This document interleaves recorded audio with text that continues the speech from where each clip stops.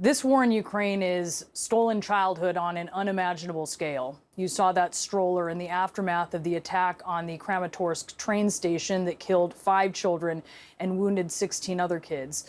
We have seen parents writing personal and contact information on their children's bodies in case they are orphaned. That's according to the New York Times.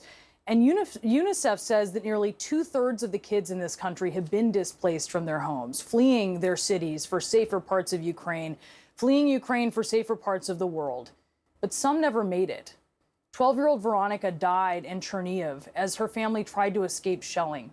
Russian forces hit their car.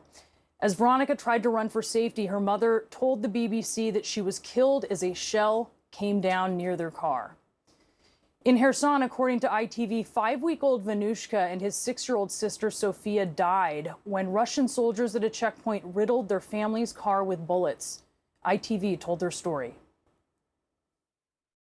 There were no survivors. Sofia, the family's golden girl, her mother and the children's grandparents, Anna, a teacher, Oleg, a dedicated grandfather, they all perished. Their uncle listened to it on speakerphone. He said he heard the soldiers shoot the car to pieces. He told ITV that he heard 5-week-old Vanushka crying. He was clearly injured. He said Vanushka cried for 2 minutes, and then he went silent. 10-year-old Anastasia Stoluk, Nastia as she was known, died in Shibane, which is north of Kyiv. Her cousin told the Times of London that Russian soldiers shot their weapons at random. They struck and they killed Nastia.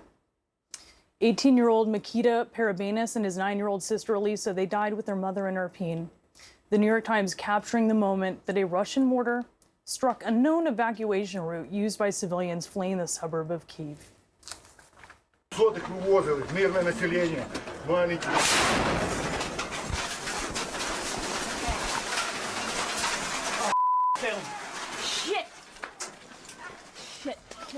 Mikita and Elisa's dad says he learned of their death after seeing a photo of their bodies on Twitter because he recognized the luggage that was lying next to them.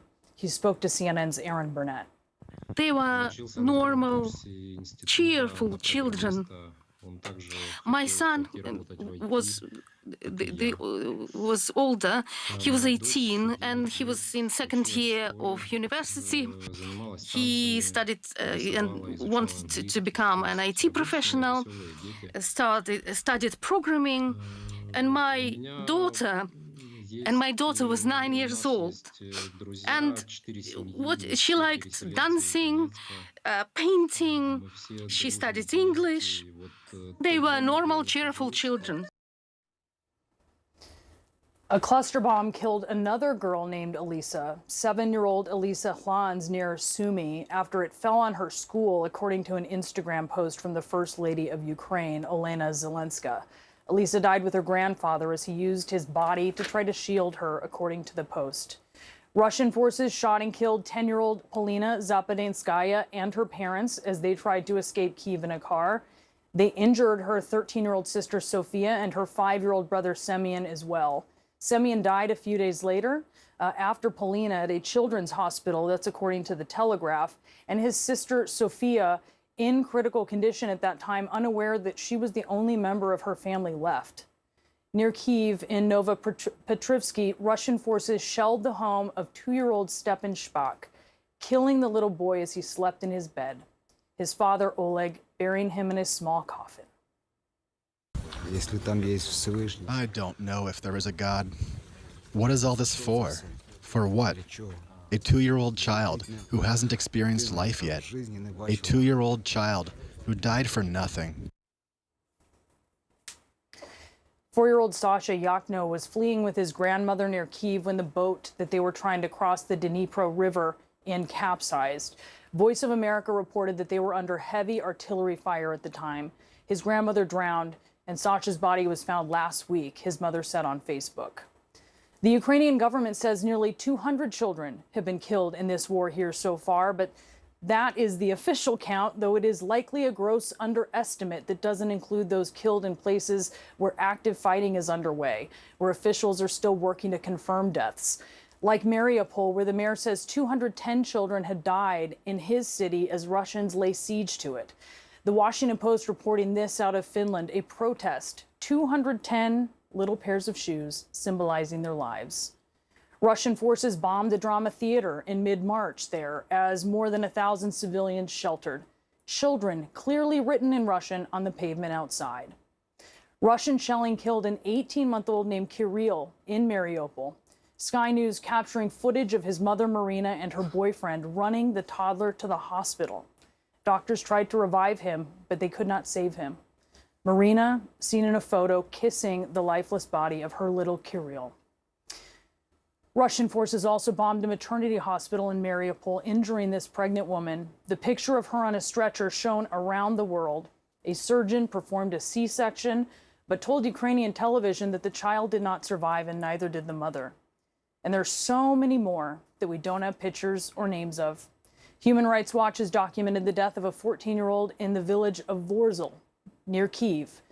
Russian forces threw a smoke grenade into a basement, and as the teen and a woman fled from their shelter, they were both shot.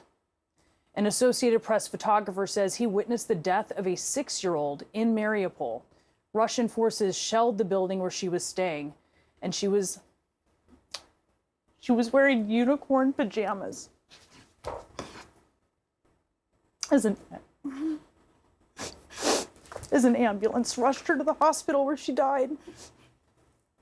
So many have been injured, so many others. 15-year-old Masha, pardon me, from a small town near Zaporizhia. She had her right leg amputated above the knee. She had her right hand shredded by shrapnel, according to investigative reporter Tanya Kozyreva. It's a town where there is no military base and there's no military objects. And she just caught this shrapnel into her body while she was walking around her town with her mother. Russian forces shelled the car that 11-year-old Milana was riding in as she escaped Mariupol with her family. According to Kozyreva, the head of the intensive care unit where she has been treated, says that many of his Russian friends, they don't believe the pictures. They do not believe that the pictures of these kids are real. They think they are fabricated by the Ukrainians. But they are real. Veronica, Vanushka, Sofia, Nastia, Makita, Elisa, Paulina, Sofia, Semyon, Stepan, Sasha, Kirill, Masha, Milana, and so many others whose names we don't know. We'll be right back.